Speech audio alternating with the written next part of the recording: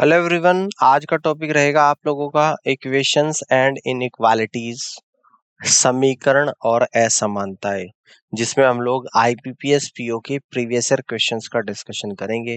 कुछ questions already हम लोग कर चुके हैं, तो आज की क्लास के क्वेश्चन नंबर फर्स्ट को यहाँ पे समझते हैं। ध्यान से देखिएगा। क्वेश्चन नंबर फर्स्ट, निर्देश दे रखा है कि निम्नलिखित प्रश्न में दो समीकरण फर्स्ट और सेकंड दिए गए हैं। आपको दोनों समीकरण को हल करना है और उत्तर देना है। पहली जो समीकरण है एक्स स्क्वायर इक्वल टू 196, दूसरी जो समीकरण है Y square plus 2y minus 48 equal to 0 है। ठीक है, तो सॉल्व करते हैं और फिर इस समीकरण, पहली और दूसरी समीकरण में एक्स और वाई के बीच का रिलेशन देखेंगे। First equation X square equal to 196, तो एक्स बराबर स्क्वायर रूट ऑफ 196 यानी कि इक्वल टू प्लस माइनस 14 आएगा। Second equation Y square plus 2y minus 48 equal to 0, तो वाई स्क्वायर 2y को मैं यहाँ पे ब्रेक करके लिख सकता हूँ प्लस का 8y माइनस का 6y, तो प्लस 2y को लिख दिया मैंने, plus 8y minus 6y minus 48 equal to 0। तो पहले दो स्टेप में अगर y कॉमन ले लो तो अंदर आएगा y प्लस 8। नेक्स्ट के दो स्टेप में अगर माइनस 6 कॉमन ले लो तो अंदर आएगा y प्लस 8। तो y प्लस 8 तो कॉमन फैक्टर है और दूसरा फैक्टर y माइनस 6 है, इक्वल टू 0 है। तो y बराबर 6 आ गया और y बराबर माइनस का 8 आ गया। अब अगर x की वैल्यू प्लस 14 लो और y 6 है, तो यानी कि x बड़ा होगा y से। x की वैल्यू प्लस 14 और y माइनस 8 है, तो x बड़ा होगा y से। अगर x की वैल्यू माइनस 14 और y 6, तो कौन बड़ा होगा, यानी कि y बड़ा होगा x से। ठीक है, ये इस बात। और अगर x की वैल्यू माइनस 14 और y की वैल्यू माइनस 8, तो y बड़ा होगा x से।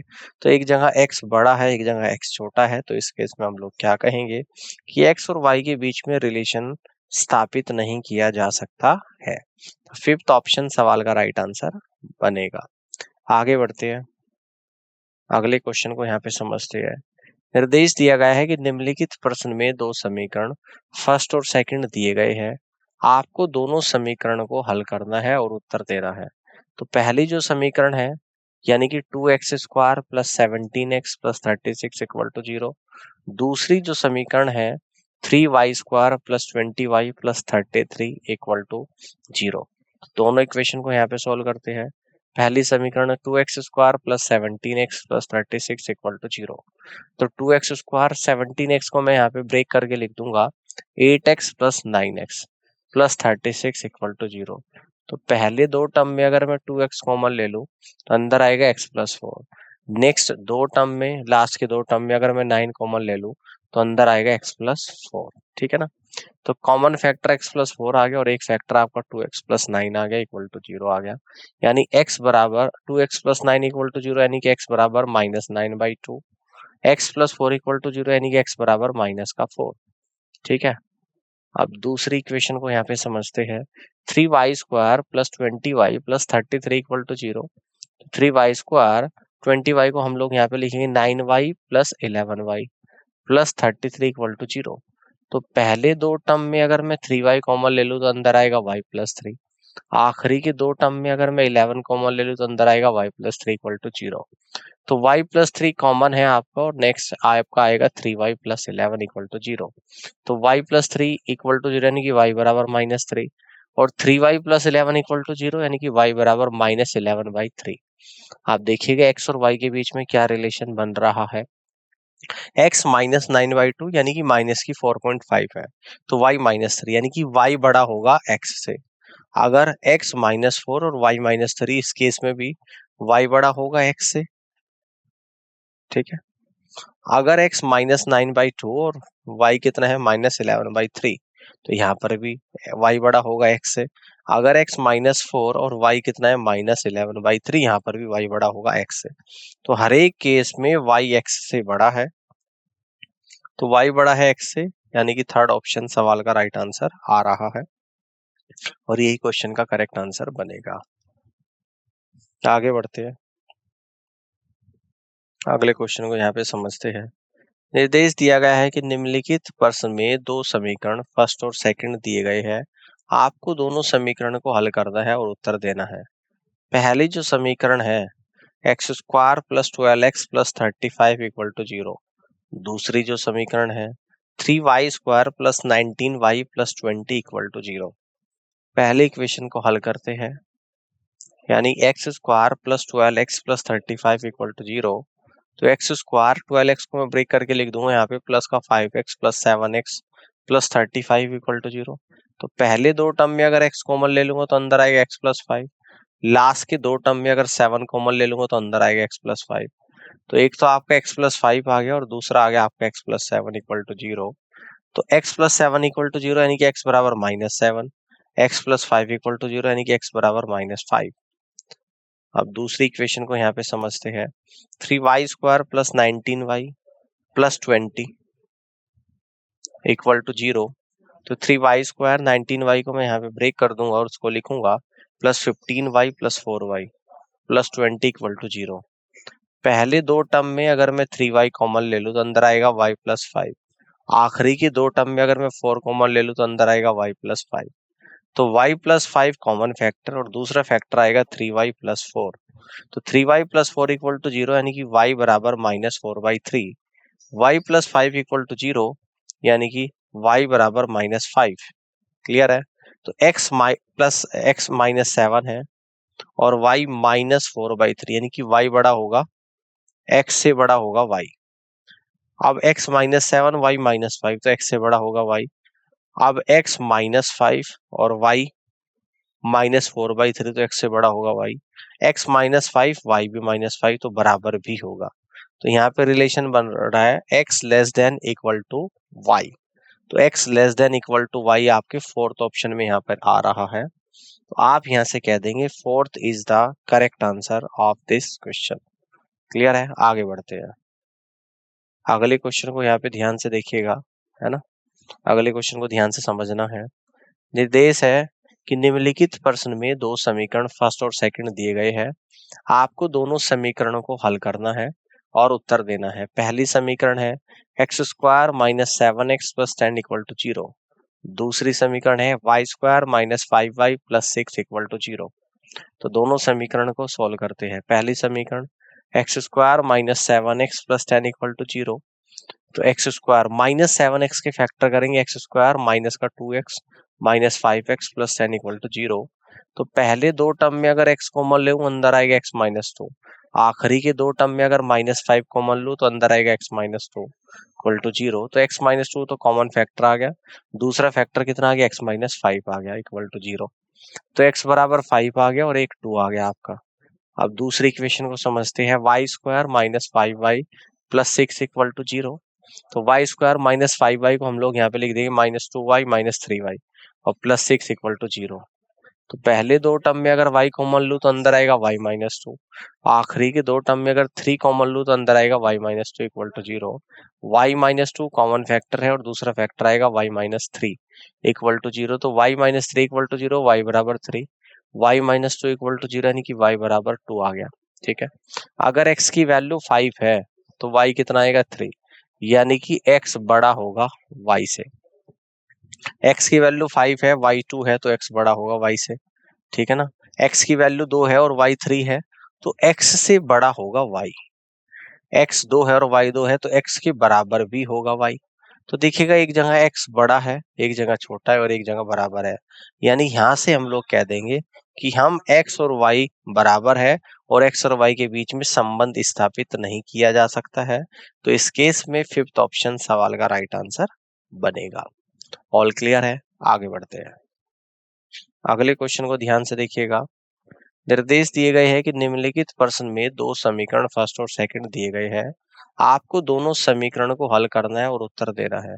पहली समीकरण 2x square plus 7x plus 5 equal to 0। दूसरी समीकरण 3y square plus 5y plus 2 equal to 0। दोनों समीकरण को यहाँ पर सोल्व करेंगे। पहली जो समीकरण है 2x square plus 7x plus 5 equal to 0। तो 2x स्क्वायर 7x को यहाँ पे लिख देंगे ब्रेक करके 2x plus 5x plus 5 equal to 0। तो पहले दो टर्म में अगर 2x कॉमन ले लूँ तो अंदर आएगा x प्लस 1। आखिरी के दो टर्म में अगर 5 कॉमन ले लूँ तो अंदर आएगा x प्लस 1। तो x प्लस 1 कॉमन फैक्टर है और दूसरा फैक्टर है 2x प्लस 5। तो x plus 1 equal to 0, x बराबर -1, 2x प्लस 5 इक्वल टू 0, तो x बराबर -5/2। दूसरी quadratic equation 3y² plus 5y plus 2 equal to 0, तो 3y² प्लस 5y को यहाँ पे ब्रेक करके लिख दूंगा plus 3y plus 2y plus 2 equal to 0। तो पहले दो टर्म में अगर 3y कॉमन ले लूँ तो अंदर आएगा y प्लस 1, आखिरी के दो टर्म में अगर 2 कॉमन ले लूँ तो अंदर आएगा y प्लस 1। तो y प्लस 1 तो कॉमन फैक्टर है और दूसरा फैक्टर आएगा 3y प्लस 2 इक्वल टू 0। तो y प्लस 1 इक्वल टू 0 यानी कि y बराबर -1, 3y प्लस 2 इक्वल टू 0 यानी कि y बराबर -2/3। ठीक है ना, x की वैल्यू -1 तो y भी -1, तो x बराबर हो जाएगा y के। x की वैल्यू -1, y की वैल्यू -2/3, तो यानी कि x से बड़ा होगा y। x से बड़ा भी हो जाएगा, बराबर भी हो जाएगा। अगर x की वैल्यू -5/2, y की -1, तो x से y बड़ा होगा। अगर x की वैल्यू -5/2 और y -2/3, तो x से बड़ा होगा y। तो यहाँ पे जो कंडीशन बन रही है x less than equal to y आ रहा है। तो x less than equal to y आपके फोर्थ ऑप्शन में है और आप यहाँ से कह देंगे कि फोर्थ ऑप्शन सवाल का करेक्ट आंसर बनेगा। ठीक है, आगे बढ़ते हैं। अगले क्वेश्चन को यहाँ पे ध्यान से देखिएगा। निर्देश दिया गया है कि निम्नलिखित प्रश्न में दो समीकरण फर्स्ट और सेकंड दिए गए हैं। आपको दोनों समीकरण को हल करना है और आवश्यक उत्तर को देना है। ठीक है ना, बात समझ आ रही है? ठीक है, यहाँ तक की बात क्लियर हो रही है। अब देखिएगा, पहली जो समीकरण आपको यहाँ पे गिवन है, यानी कि पहली जो समीकरण आपको यहाँ पे दे रखी है, वो दे रखी है आपको 2x² माइनस का 13x प्लस 21 इक्वल टू 0। दूसरी जो समीकरण है 3y² minus 14y plus 15 equal to 0। तो पहले समीकरण को यहाँ पे सोल्व करेंगे। 2x² minus 13x plus 21 equal to 0। तो 2x² माइनस 13x को यहाँ पे ब्रेक करके लिखूंगा -6x minus 7x plus 21 equal to 0। तो पहले दो टर्म में अगर 2x कॉमन लूँ तो अंदर आएगा x माइनस 3। आखिरी के दो टर्म में अगर -7 कॉमन लूँ तो अंदर आएगा x माइनस 3। तो कॉमन फैक्टर x माइनस 3 है और दूसरा फैक्टर आएगा 2x माइनस 7। तो x माइनस 3 इक्वल टू 0, तो x बराबर 3। 2x माइनस 7 इक्वल टू 0, तो x बराबर 7/2।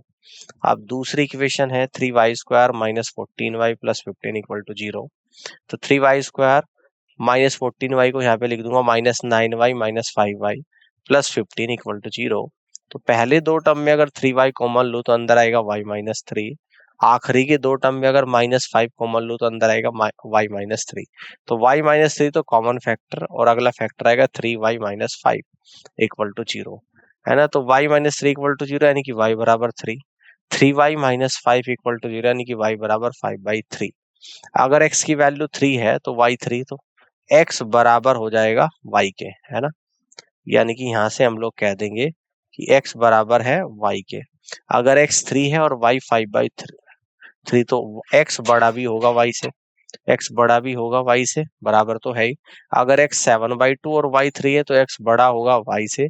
अगर x 7/2 और y 5/3 तो x बड़ा होगा y से। तो इस केस में आप लोगों का बन रहा है x greater than equal to y। x greater than equal to y, यानी यहाँ से आप लोग कह देंगे कि सेकंड ऑप्शन सवाल का राइट आंसर बनेगा। क्लियर हो गई बात? आगे बढ़ते हैं, अगले क्वेश्चन को देखिएगा ध्यान से।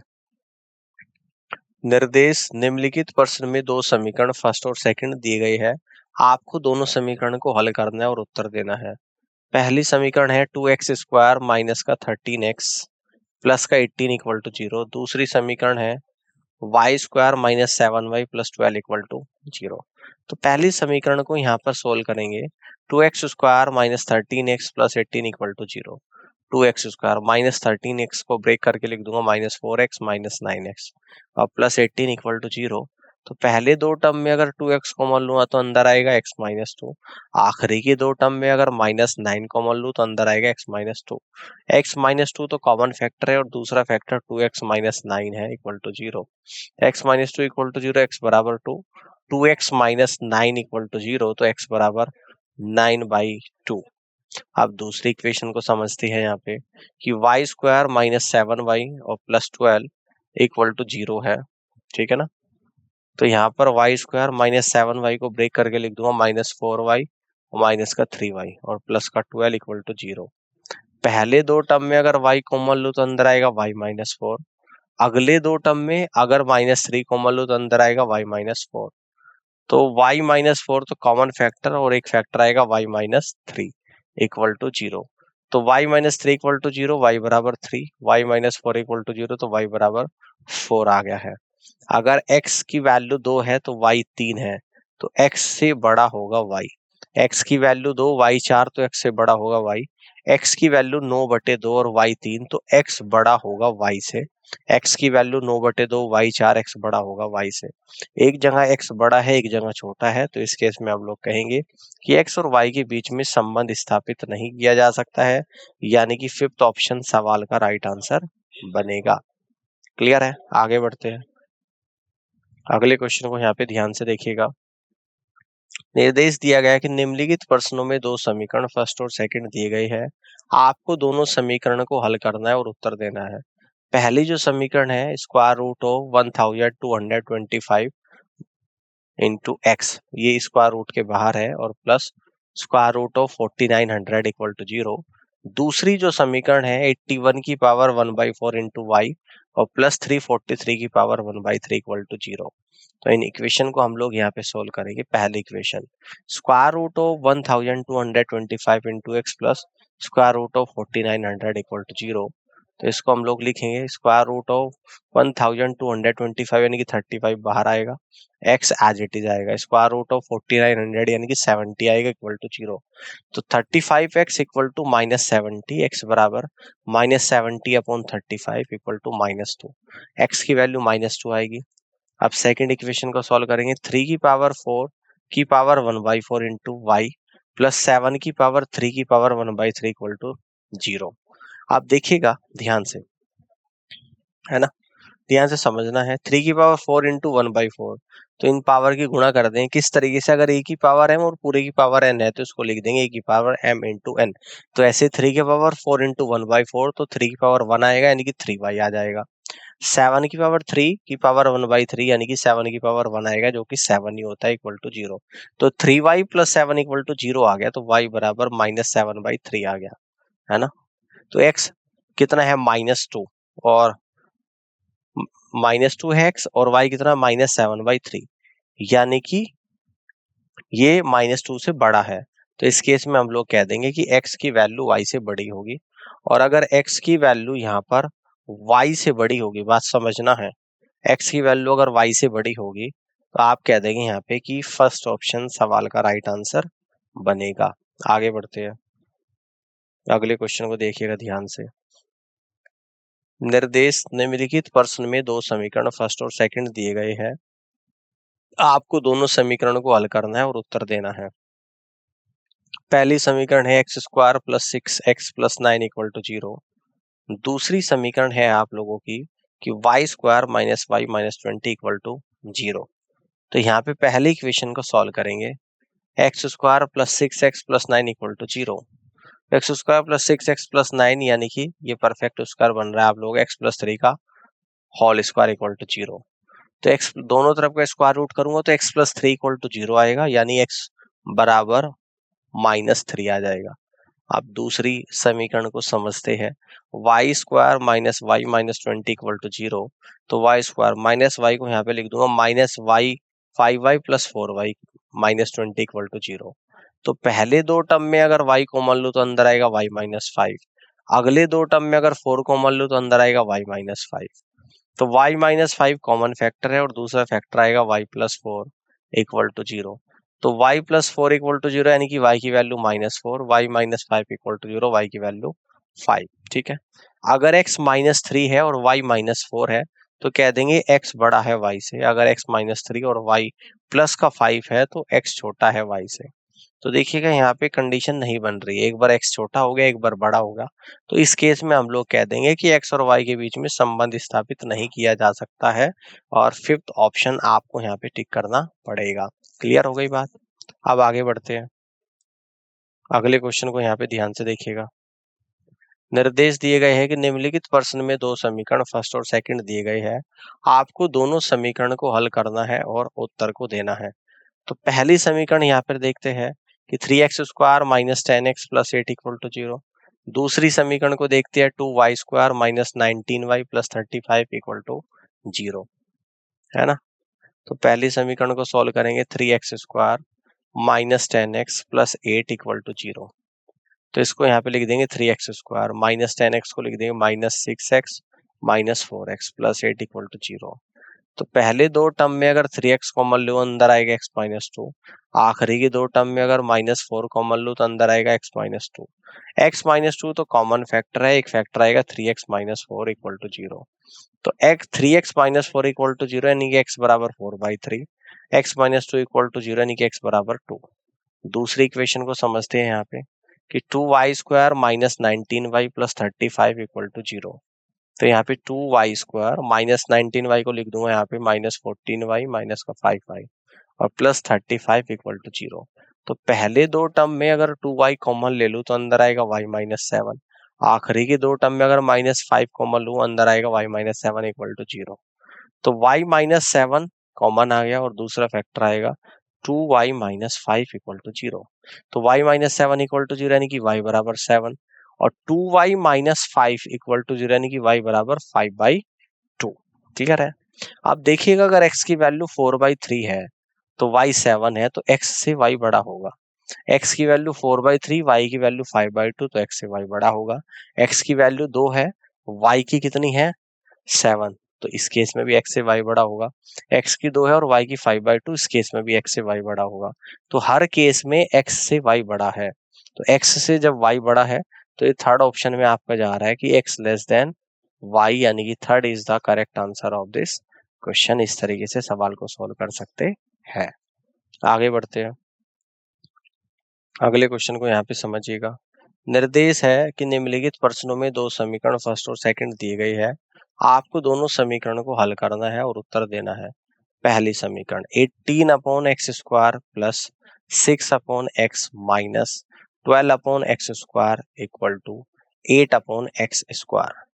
दूसरी समीकरण y² plus 9.68 plus 5.64 equal to 16.95। अब इन दोनों इक्वेशन को सॉल्व करेंगे। First equation 18/x² minus 12/x², ठीक है ना, और ये आ जाएगा minus 8/x² equal to minus 6/x। तो x² का यहाँ पर एलसीएम लूंगा, न्यूमरेटर में आएगा 18 minus 12 minus 8 equal to minus 6/x आएगा। 18 माइनस 12 माइनस 6 माइनस 8 यानी कि plus 6 minus 8 minus 2/x² equal to minus 6/x, है ना। आप देखिएगा ध्यान से, इस x से इसकी पावर चली जाएगी माइनस से माइनस, तो 2/x इक्वल टू 6, तो कितना आ जाएगा 6x इक्वल टू 2, x बराबर 2/6 इक्वल टू 1/3, है ना। क्लियर हो रही है बात। अब देखो ध्यान से समझना है। तो यहां से कहो अगर x³ तो आएगा 1/3 का क्यूब यानी कि 1/27, 1/27 होता है 0.037, है ना। अब सेकंड इक्वेशन को यहाँ पे समझते हैं। सेकंड इक्वेशन आपको क्या दे रखा है, ये आपका y³ है भाई, ठीक है जी। y³ दे रखा है इक्वल टू 16.95 में से माइनस कर दूंगा 9.6 माइनस 5.64, यानी कि माइनस करके आया y³ की वैल्यू 1.63। तो इसीलिए मैंने x³ की वैल्यू भी निकालनी थी। तो x³ y³ दोनों निकल कर आ गया, किसकी वैल्यू बड़ी है y की। अगर y³ की वैल्यू x³ से बड़ी है तो y की वैल्यू भी x से बड़ी होगी, तो x लेस देन y आएगा। और ये कहां पर आपका बन रहा है, आप कह दोगे थर्ड ऑप्शन में बन रहा है। बस यहाँ पे y³ करना, कहाँ पे बन रहा है, थर्ड ऑप्शन में आप लोगों का यहाँ पर ये बन रहा है। इस तरीके से आप क्वेश्चन को सॉल्व कर सकते हैं। आगे बढ़ते हैं, अगले क्वेश्चन को यहाँ पे समझिएगा ध्यान से। निर्देश है कि प्रत्येक प्रश्न में दो समीकरण फर्स्ट और सेकंड दिए गए हैं, आपको दोनों समीकरणों को हल करना है और उत्तर देना है। पहली समीकरण 15x² plus 26x plus 8 equal to 0। दूसरी समीकरण 25y² plus 15y plus 2 equal to 0। अब इन दोनों समीकरणों को सॉल्व करते हैं। पहली समीकरण 15x² plus 26x plus 8 equal to 0।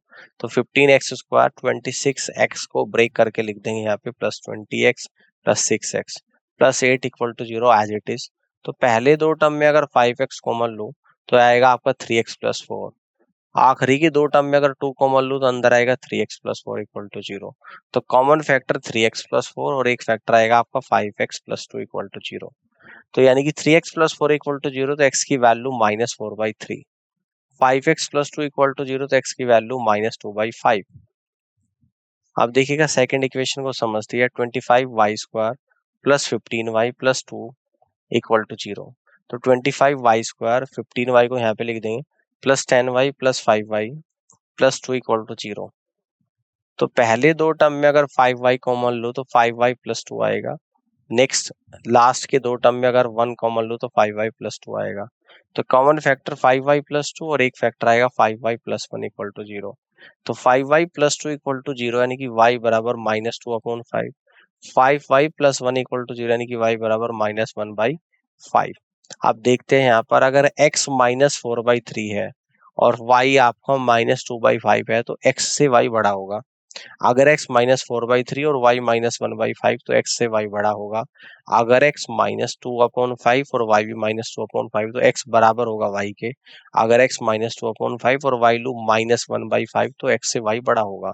तो x से बड़ा होगा y और x के बराबर भी होगा। तो x less than equal to y, यानी कि फोर्थ ऑप्शन सवाल का करेक्ट आंसर यहाँ पर बन रहा है। इस तरीके से आप क्वेश्चन को सॉल्व कर सकते हैं। आगे बढ़ते हैं। अगले क्वेश्चन को देखिएगा। यहाँ पे निर्देश है कि प्रत्येक प्रश्न में दो समीकरण फर्स्ट और सेकंड दिए गए हैं। आपको दोनों समीकरण को हल करना है और उत्तर देना है। पहली समीकरण है 6x² minus 19x plus 15 equal to 0। दूसरी समीकरण है 5y² minus 22y plus 24 equal to 0, है ना। अब इन दोनों इक्वेशन को सॉल्व करेंगे। पहले equation 6x² minus 19x plus 15 equal to 0। तो यहाँ पे 6x² माइनस 19x को यहाँ पे ब्रेक करके लिख दूंगा -9x माइनस 10x और प्लस 15 इक्वल टू 0, है ना। तो पहले दो टर्म में अगर 3x कॉमन ले लूँ तो अंदर आएगा 2x माइनस 3। लास्ट के दो टर्म में अगर -5 कॉमन ले लूँ तो अंदर आएगा 2x माइनस 3। तो यहाँ पर कितना आएगा 2x माइनस 3 कॉमन फैक्टर और दूसरा फैक्टर आएगा 3x माइनस 5 इक्वल टू 0। तो x बराबर 3/2 आएगा और 3x माइनस 5 यानी कि x बराबर 5/3 आएगा। ठीक है, x की तो वैल्यू निकल गई। आप दूसरी इक्वेशन को सोल्व करेंगे। तो 5y² minus 22y plus 24 equal to 0। तो 5y² माइनस 22y को लिख दूंगा यहाँ पे -10y minus 12y plus 24 equal to 0। तो पहले दो टर्म में अगर 5y कॉमन ले लो तो अंदर आएगा y माइनस 2। आखिरी के दो टर्म में अगर -12 कॉमन ले लो तो अंदर आएगा y माइनस 2। तो y माइनस 2 तो कॉमन फैक्टर और अगला फैक्टर आएगा 5y माइनस 12। तो y माइनस 2 इक्वल टू 0, तो y बराबर 2 आ जाएगा। 5y माइनस 12 इक्वल टू 0 तो y बराबर 12/5 आ जाएगा। x की वैल्यू 3/2 है, y 2 है, तो x से y बड़ा है। x की वैल्यू 3/2, y है 12/5, तो x से y बड़ा है।